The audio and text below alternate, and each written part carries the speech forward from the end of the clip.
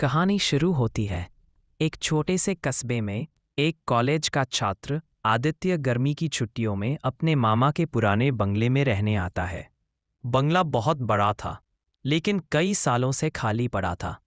मामा शहर में रहते थे और बंगले की देखभाल के लिए बस एक बूढ़ा नौकर रघु काका रखा गया था। आदित्य को बंगला बेहद पसंद आया।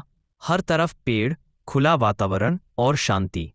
लेकिन एक बात अजीब थी। बंगले की ऊपर वाली छत का कमरा हमेशा बंद रहता था।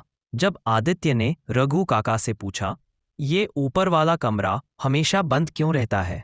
रघु काका का चेहरा अचानक फीका पड़ गया। वो कमरा मत खोलना बाबू, वहां कुछ अच्छा नहीं है। आदित्य को ये बातें मजाक लगी। उसने सोचा, बूढ़े लोग अंधविश्वासी होते हैं। लेकिन उसी रात कुछ अजीब हुआ।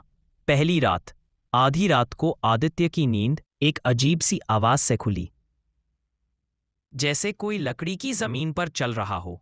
उसने कमरे से बाहर झांका, पर कोई नहीं था। लेकिन तभी उसे ऊपर छत वाले कमरे की कुंडी खटकती सुनाई दी। टक टक, मानो कोई अंदर से दरवाजा खटखटा रहा हो। आदित्य ने खुद को समझाया कि यह उसका वहम है, लेकिन अगले दिन उसकी जिज्ञासा और बढ़ गई। दूसरे दिन शाम को आदित्य ने मौका देखकर छत वाले कमरे की चाबी ढूंढ ली और दरवाज़ा खोल दिया।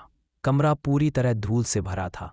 पुरानी पेंटिंग्स, एक टूटी फूटी कुर्सी और दीवार पर जले हुए हाथों के निशान, और बीच में एक पुराना दर्पण।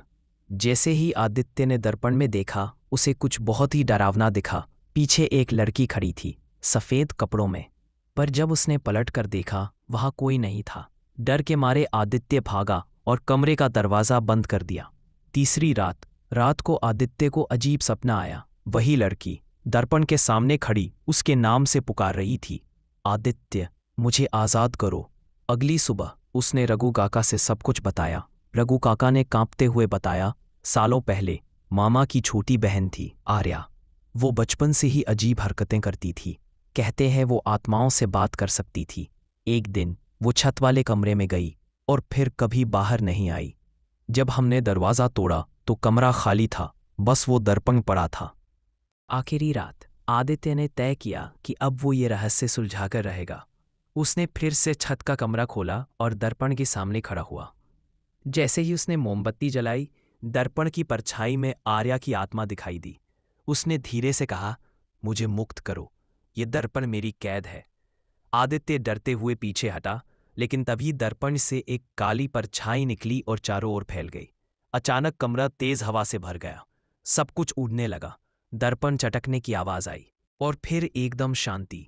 जब आदित्य होश में आया, दर्पण टूट चुका था और उस दिन के बाद छत वाले कमरे से कभी कोई आवाज नहीं आई। लेकिन जाते वक्त रघु काका ने धीमे से कहा, आदित्य बाबू, दर्पण तो टूट गया, पर वो आत्मा क्या वाकई मुक्त हो गई या किसी और आईने में जा बसी?